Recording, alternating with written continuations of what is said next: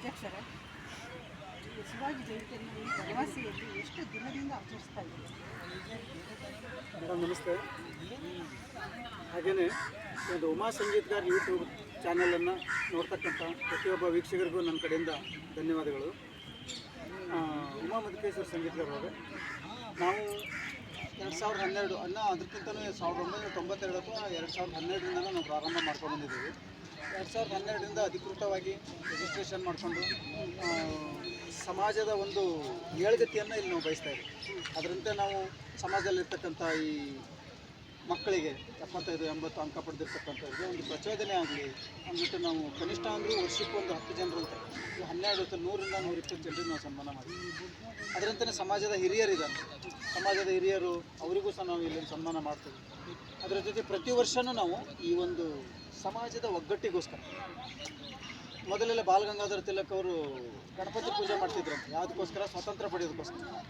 ಆ ರೀತಿ ನಾವು ಕೂಡ ನಮ್ಮಲ್ಲೇನಾದ್ರು ಒಂದು ಉದ್ಧಾರ ಆಗಬೇಕು ಅಂದರೆ ನಾವು ಒಗ್ಗಟ್ಟಾಗಬೇಕಲ್ವ.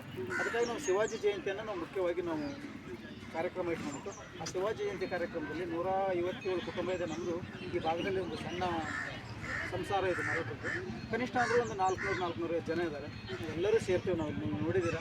ಅದರಂತೆಯೇ ಈ ಒಂದು ಕಾರ್ಯಕ್ರಮದಲ್ಲಿ ಇವತ್ತು ನಾವು ಈ ಮಕ್ಕಳಿಗೂ ಸನ್ಮಾನ ಮಾಡಿದ್ವಿ. ಆಮೇಲೆ ಹಿಂದೆ ಮಾಡಿರ್ತಕ್ಕಂಥ ಆಡಳಿತ ಮಂಡಳಿಗೂ ಸನ್ಮಾನ ಮಾಡಿದ್ವಿ.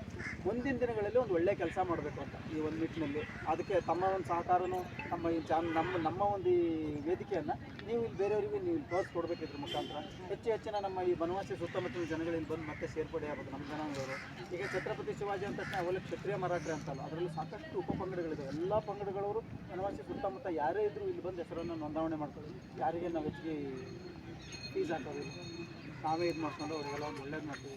ಅವರಿಗೂ ಅಲ್ಲಿ ಅವರಿರ್ತಕ್ಕಂಥ ಮಕ್ಕಳಿಗೂ ಒಳ್ಳೇದು ಮಾಡ್ತೀವಿ. ಇನ್ನು ಮುಂದಿನ ದಿನಗಳಲ್ಲಿ ನಾವು ನಮ್ಮ ಸಮಾಜಕ್ಕೆ ನಮ್ಮ ಧರ್ಮಕ್ಕೆ ಮಾತ್ರ ಸೀಮಿತ ಆಗಬಾರ್ದು ಅಂದ್ಬಿಟ್ಟು ಸಮಾಜದ ಹೊರವರ್ಗದ ಎಲ್ಲ ಸಮಾಜದವರಿಗೂ ನಾವು ಎಲ್ಲ ಮಕ್ಕಳಿಗೂ ಮುಂದಿನ ದಿನಗಳಲ್ಲಿ ಒಂದು ಏನು ಪ್ರತಿಶತ ಒಂದು 90 ಅಂಕ ಏನು ಪಡೆದಿರ್ತಾರೆ, ಪ್ರತಿ ಸಮಾಜದ ಪ್ರತಿ ಜಾತಿಯ ಒಂದು ಹೆಣ್ಣು ಒಂದು ಗಂಡು ಮಕ್ಕಳಿಗೆ ಈ ಒಂದು ಎಜುಕೇಷನ್ ಇದರಲ್ಲಿ ನಾವು ಸಹಕಾರ ಮಾಡಬೇಕು ಅಂತೀವಿ. ಯಾಕಂದರೆ ಅದನ್ನು ಮಾಡೋದ್ರಿಂದ ಮುಂದೆ ದೇಶ ಒಂದು ಒಳ್ಳೆಯದಾಗ್ತದೆ. ಮುಂದೆ ಪ್ರತಿಭಾವಂತ ವಿದ್ಯಾರ್ಥಿಗಳು ಬರ್ತಾರೆ, ಪ್ರಜೆಗಳು ಚೆನ್ನಾಗಿ ಆಗ್ತಾರೆ. ಯಾಕಂದರೆ ಇಂದಿನ ವಿದ್ಯಾರ್ಥಿಗಳ ಮುಂದಿನ ಪ್ರಜೆಗಳನ್ನು ರೈತರಿಗೆ ಎಜುಕೇಷನಿಗಾಗಲಿ ಕೃಷಿಗಾಗಲಿ ಸಾಕಷ್ಟು ಮುಂದಿನ ದಿನದಲ್ಲಿ ಒಂದು ಕೋಆಪರೇಟಿವ್ ಸೊಸೈಟಿ ಮಾಡಿಬಿಟ್ಟು ಸಮಾಜದ ಮತ್ತು ಇತರ ವರ್ಗದ ಕೃಷಿ ಚಟುವಟಿಕೆಗಳಿಗೆ ಹೆಲ್ಪ್ ಮಾಡಬೇಕು. ಹಾಗೆ ಮುಂದೆ ಬಂದಂಗೆ ಸಾಕಷ್ಟು ಒಳ್ಳೆಯ ಕಾರ್ಯಗಳನ್ನು ಮಾಡ್ಕೊಂಡು ಹೋಗ್ತೀವಿ. ಹಾಗಾಗಿ ಜೈ ಶಿವಾಜಿ, ಜೈ ಶ್ರೀ ಛತ್ರಪತಿ ಶಿವಾಜಿ ಮಹಾರಾಜ್ ಕಿ ಜೈ ಶಿವಾಜಿ, ಜೈ ಶಿವಾಜಿ, ಧನ್ಯವಾದಗಳು ಮೇಡಮ್.